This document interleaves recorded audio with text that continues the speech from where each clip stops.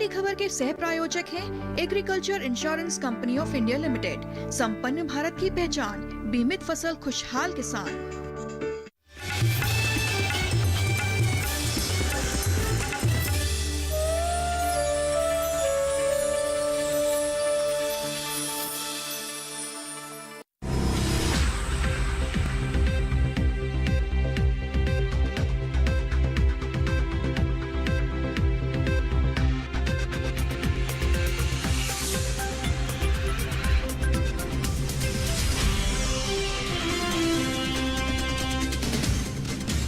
नमस्कार, आप देख रहे हैं दूरदर्शन किसान मंडी खबर में आप सभी का स्वागत है। मैं हूं ज्योत्सना टंडन। बुलेटिन में जानेंगे कौन सी फसल के बड़े भाव, किस में आई गिरावट और क्या है पैदावार का हाल। आज हम खास तौर से बात करेंगे गेहूं, सरसों, अरहर, कपास और धनिया की। इसके अलावा भी कई और कृषि जिन्सों के भाव आप मंडी खबर में जान सकेंगे। लेकिन सबसे पहले नजर सुर्खियों पर। गेहूं के निर्यात में हुई जोरदार बढ़ोतरी, 5 महीने में 2 गुना से ज्यादा का हुआ निर्यात।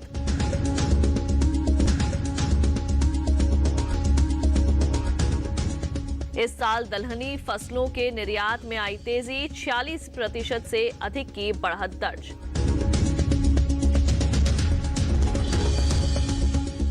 सरसों खल के निर्यात में 23% की बढ़ोतरी, 6 महीने में 6,27,000 टन से ज्यादा हुआ निर्यात। बुलेटिन के पहले हिस्से में हम जानेंगे अरहर का हाल। शुरुआत करते हैं लेकिन गेहूं के साथ। गेहूं के निर्यात में बढ़ोतरी देखी जा रही है और इसका असर कृषि उपज मंडियों में गेहूं के भाव पर पड़ सकता है। 5 महीने में गेहूं निर्यात 2 गुना से ज्यादा बढ़ा है।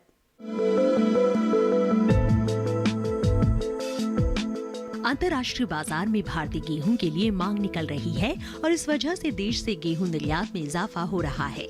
निर्यात में बढ़ोतरी का असर कृषि उपज मंडियों में गेहूं के भाव पर पड़ सकता है। फिलहाल भाव इस तरह से है। एग्मार्कनेट के मुताबिक सोमवार को मध्य प्रदेश की खातेगांव मंडी में भाव 1,768 रुपए रहा, जो सोमवार को 1,670 रुपए था। राजस्थान की कोटा मंडी में मंगलवार को भाव 1,715 रुपए रहा, जो सोमवार को 1,700 रुपए था। और उत्तर प्रदेश की आगरा मंडी में मंगलवार को भाव 1,650 रुपए दर्ज किया गया, जो सोमवार को 1,640 रुपए था। गेहूं निर्यात की बात करें तो चालू वित्त वर्ष 2020-21 के पहले 5 महीने यानी अप्रैल से अगस्त 2020 के दौरान देश से गेहूं निर्यात 2 गुने से ज्यादा बढ़ा है। वाणिज्य मंत्रालय की संस्था एपीडा के मुताबिक इस दौरान देश से 2,17,544 टन गेहूं का एक्सपोर्ट हुआ है, जबकि पिछले साल इस दौरान 1,05,889 टन गेहूं निर्यात हुआ था। सरकार ने इस साल गेहूं का समर्थन मूल्य भी बढ़ाया है और इस वजह से किसान गेहूं की खेती की तरफ ज्यादा आकर्षित हो सकते हैं। इसका भी असर भाव पर पड़ सकता है। और जानकारी के लिए आइए रुक करते हैं बाजार के जानकार अनुज गुप्ता जी का, जो हमारे साथ मौजूद हैं चर्चा के लिए। अनुज जी, आपका बहुत बहुत स्वागत है मंडी खबर में। सबसे पहले आपसे जानना चाहेंगे, आने वाले समय में कैसा रहेगा गेहूं का हाल? गेहूं के बाजार में हमने नरमी आते हुए देखी है। अराइवल बढ़ने की वजह से भाव नीचे आते हुए दिखाई दिए हैं। फिजिकल मार्केट के अंदर, मंडियों के अंदर आवक बढ़ी है, जिससे भाव नीचे आते हुए दिखाई दे रहे हैं। अगर हम फ्यूचर्स मार्केट की बात करें, वायदा व्यापार के अंदर भी भावों में गिरावट देखने को मिल रही है। साथ में देखिए तो एफसीआई की तरफ से बिकवाली भी देखने को मिली है, इसकी वजह से भावों में नरमी का रुख देखने को मिल रहा है। हमें लगता है कि आने वाले समय में गेहूँ के बाजारों में नरमी देखने को मिल सकती है। और किसानों को आपकी क्या सलाह रहेगी ऐसे में? गेहूं के किसानों को सलाह है कि फिलहाल अभी वो मंडियों का रुख कर सकते हैं। छोटी अवधि में भावों में नरमी देखने को मिल सकती है। आवक बढ़ने की वजह से भाव नरम पड़ सकते हैं। साथ में हमने देखा है कि जिस तरीके से इस बार बम्पर क्रॉप हुई थी, उसकी वजह से जो आवक है वो कंटिन्यूस मार्केट में बनी हुई है, जिसकी वजह से भावों में नरमी है। हमें लगता है किसानों को अपनी क्रॉप बेच के निकल जाना चाहिए। तो अनुज जी, आपसे गुजारिश करेंगे आप हमारे साथ बने रहें। कई और कृषि जिन्सों के भाव भी आपसे मंडी खबर में जानेंगे। आइए बुलेटिन में बढ़ते हैं आगे, बात कर लेते हैं अरहर की। देश से इस साल दलहन के निर्यात में बढ़ोतरी हो रही है और इसका असर कृषि उपज मंडियों में अरहर के भाव पर पड़ सकता है। 5 महीने में दलहन निर्यात 46% से ज्यादा बढ़ा है। विदेशों में भारतीय दालों की मांग में बढ़ोतरी हो रही है और इसका असर खरीफ सीजन में सबसे ज्यादा पैदा होने वाले दलहन अरहर के भाव पर पड़ सकता है। फिलहाल कृषि उपज मंडियों में अरहर का भाव इस तरह से है। एगमार्क नेट के मुताबिक मंगलवार को गुजरात की दाहोद मंडी में अरहर का भाव 5,400 रुपए प्रति क्विंटल रहा, जो सोमवार को 5,700 रुपए था। उत्तर प्रदेश की आगरा मंडी में मंगलवार को भाव 4,740 रुपए रहा, जो सोमवार को 4,750 रुपए था, तथा औरैया मंडी में मंगलवार को भाव सोमवार के स्तर 6,000 रुपए पर टिका रहा।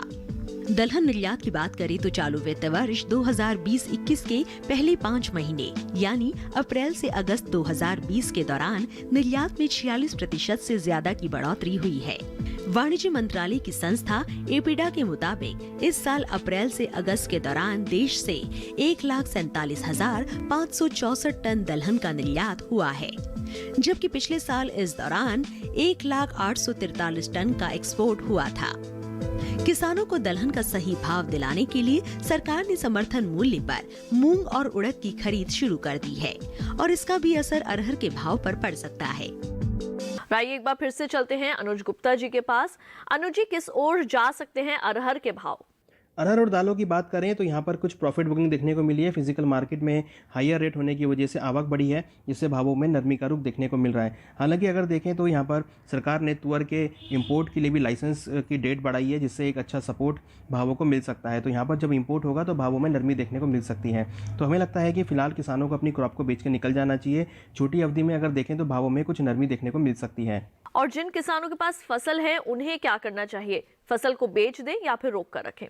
किसानों को सलाह है, जिनके पास अरहर रखा है फिलहाल अभी बिकवाली का रुख अपना सकते हैं, मंडियों में अपनी क्रॉप को बेच कर निकल जाएं, क्योंकि हमें लगता है कि आने वाले समय में जब इंपोर्ट होगा तो भावों में आयात होने की वजह से भावों की अराइवल बढ़ सकती है और जिससे भावों में एक नरमी का रुख देखने को मिल सकता है। तो अरहर के किसानों को सलाह है, या फिर जो दालें हैं उनके किसानों को सलाह है कि वो फिलहाल अभी क्रॉप को बेच कर निकल जाएँ। बिल्कुल अनुज जी, आपके पास फिर से वापस लौटेंगे, लेकिन अब मंडी खबर में वक्त हो चला है एक छोटे से ब्रेक का। ब्रेक के उस पार बात होगी सरसों और कपास की। आप देखते रहिए दूरदर्शन किसान।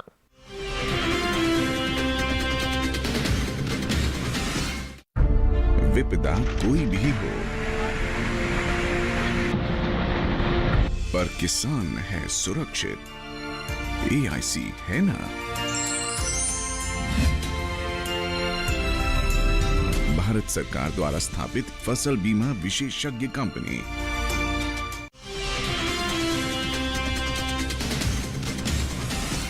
ब्रेक के बाद एक बार फिर आप सभी का स्वागत है मंडी खबर में। आइए बुलेटिन में बढ़ते हैं आगे। अब बात होगी कपास की, लेकिन पहले जान लेते हैं कैसा रहा सरसों का बाजार। इस साल देश से सरसों खल के निर्यात में जोरदार बढ़ोतरी देखने को मिल रही है और इसका असर कृषि उपज मंडियों में सरसों के भाव पर पड़ सकता है। 6 महीने में सरसों खल का निर्यात करीब 23% बढ़ा है।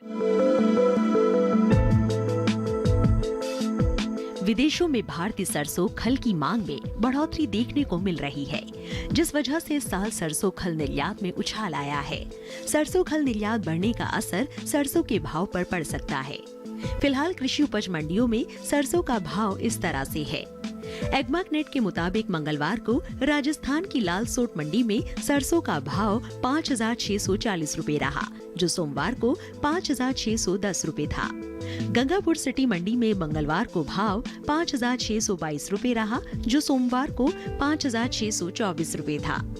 और उत्तर प्रदेश की आगरा मंडी में मंगलवार को भाव 4,800 रुपए दर्ज किया गया, जो सोमवार को 4,820 रुपए था। सरसों खल निर्यात की बात करें तो चालू वित्त वर्ष 2020-21 के पहले 6 महीने यानी अप्रैल से सितंबर 2020 के दौरान देश से निर्यात में करीब 23% की बढ़ोतरी हुई है। तेल तिलहन उद्योग संगठन सॉल्वेंट एक्सट्रैक्टर्स एसोसिएशन के मुताबिक इस साल अप्रैल से सितंबर के दौरान देश से 6,27,890 टन सरसों खल का निर्यात हुआ है, जबकि पिछले साल इस दौरान 5,11,344 टन एक्सपोर्ट हुआ था।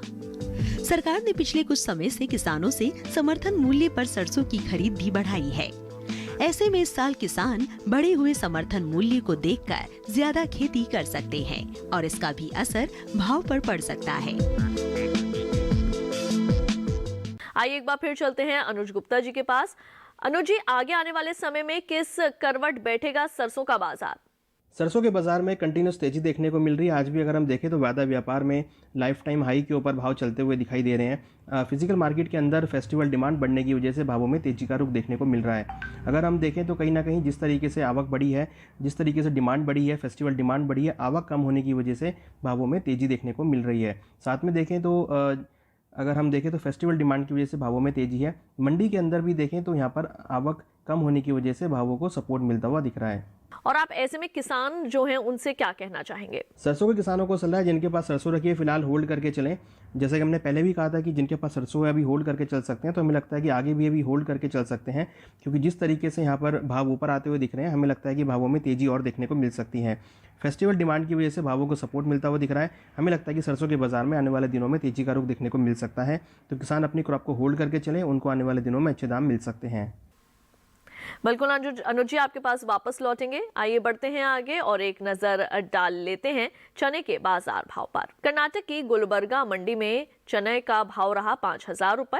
गुजरात की राजकोट मंडी में इसके सौदे 5,050 रुपए पर हुए। राजस्थान की जोधपुर मंडी में इसके सौदे 4,910 रुपए पर हुए। उत्तर प्रदेश की कानपुर मंडी में इसके सौदे 5,150 रुपए पर हुए। सभी भाव आवक और गुणवत्ता के अनुसार है। अब आइए बढ़ते हैं आगे और एक नजर डाल लेते हैं मक्का के बाजार भाव पर भी। राजस्थान की कोटा मंडी में मक्का का भाव रहा 1,250 रुपए। कर्नाटक की देवनगरी मंडी में इसके सौदे 1,200 रुपए पर हुए। हवेरी मंडी में इसके सौदे 1,370 रुपए पर हुए और उत्तर प्रदेश की कानपुर मंडी में इसके भाव रहे 1,260 रुपए। सभी भाव आवक और गुणवत्ता के ही अनुसार है। अब आइए बढ़ते हैं आगे, बात कर लेते हैं कपास की। देश में इस साल कपास की रिकॉर्ड उपज का अनुमान है, जिस वजह से मंडियों में सप्लाई पर्याप्त रह सकती है और भाव पर इसका असर पड़ सकता है। फिलहाल कृषि उपज मंडियों में कपास का भाव इस तरह से है। एगमार्क नेट के मुताबिक मंगलवार को गुजरात की राजकोट मंडी में इसका भाव रहा 5,125 रुपए, जो सोमवार को 5,175 रुपए था, और धोराजी मंडी में मंगलवार को भाव रहा 5,105 रुपए, जो कि सोमवार को 5,255 रुपए था। कपास की उपज की बात करें तो इस साल रिकॉर्ड पैदावार का अनुमान है। फसल वर्ष 2020-21 के लिए कृषि मंत्रालय के पहले अग्रिम अनुमान के मुताबिक इस साल देश में 371.18 लाख गांठ कपास पैदा होने का अनुमान है। देश में कभी भी इतना कपास पैदा नहीं हुआ। पिछले साल भी देश में 354.91 लाख गांठ कपास पैदा हुआ था। आइए एक बार फिर से रुक कर लेते हैं अनुज गुप्ता जी का। अनुज जी, अब आपसे ये जानना चाहेंगे कपास में आगे क्या स्थिति रहने वाली है, किसानों को क्या जानकारी देंगे आप? कपास के बारे में अगर बात करें तो कपास में हमने एक तेज़ी बनते हुए देखी है। अगर हम फिजिकल मार्केट की बात करें तो वहाँ पर आवक कम होने की वजह से भाव ऊपर आते हुए दिखाई दिए हैं। साथ में देखें तो इंटरनेशनल मार्केट की वजह से भी भावों में तेज़ी का रुख देखने को मिल रहा है। हालांकि कपास में अगर देखें तो डोमेस्टिक डिमांड की वजह से भावों को सपोर्ट मिलता हुआ दिखाई दिया है। मिलर्स की डिमांड यहाँ पर देखने को मिली है, साथ में डोमेस्टिक डिमांड की वजह से भी भावों को तेज़ी का सपोर्ट आता हुआ दिख रहा है। और ऐसे में जो किसान है उनके लिए आपका क्या परामर्श रहेगा? क्या उन्हें फसल को बेच देना चाहिए? कपास के किसानों को सलाह है कि फिलहाल अभी कपास को होल्ड करके चलें। छोटी अवधि में हमें लगता है कि कपास के भावों में तेजी देखने को मिल सकती है। वैश्विक कारणों की वजह से भाव ऊपर आते हुए दिखाई दिए हैं, साथ में डोमेस्टिक मिलर्स की डिमांड से भी भाव ऊपर आते हुए दिख रहे हैं। अगर हालांकि कपास की अगर बात करें तो यहाँ पर स्टॉक कम होने का अंदेशा है, जिसकी वजह से भावों को सपोर्ट मिलता हुआ दिख रहा है। हमें लगता है कि कपास के किसानों को कपास को होल्ड करना चाहिए। आने वाले समय में कपास के दामों में अच्छी उछाल देखने को मिल सकता है, तो किसानों को उससे फायदा हो सकता है। बिल्कुल अनुज जी, आपके पास फिर से वापस लौटेंगे और जानेंगे कई और कृषि जिन्सों का हाल, लेकिन फिलहाल वक्त हो चला है एक और छोटे से ब्रेक का। आगे जानेंगे प्याज, आलू और धनिया का हाल। बने रहिए दूरदर्शन किसान के साथ।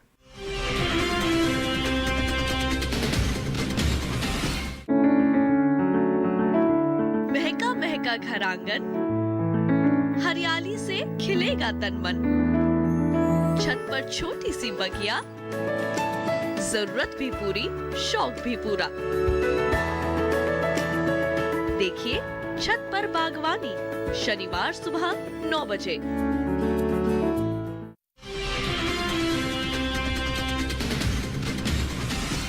ब्रेक के बाद एक बार फिर आप सभी का स्वागत है मंडी खबर में। आइए बढ़ते हैं आगे। विदेशों में भारतीय धनिया की निर्यात मांग बढ़ी है और इसका असर कृषि उपज मंडियों में धनिया के भाव पर पड़ सकता है।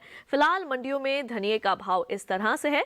एगमार्क नेट के मुताबिक मंगलवार को गुजरात की राजकोट मंडी में इसका भाव रहा 5,900 रुपए, जो सोमवार को 6,000 रुपए था।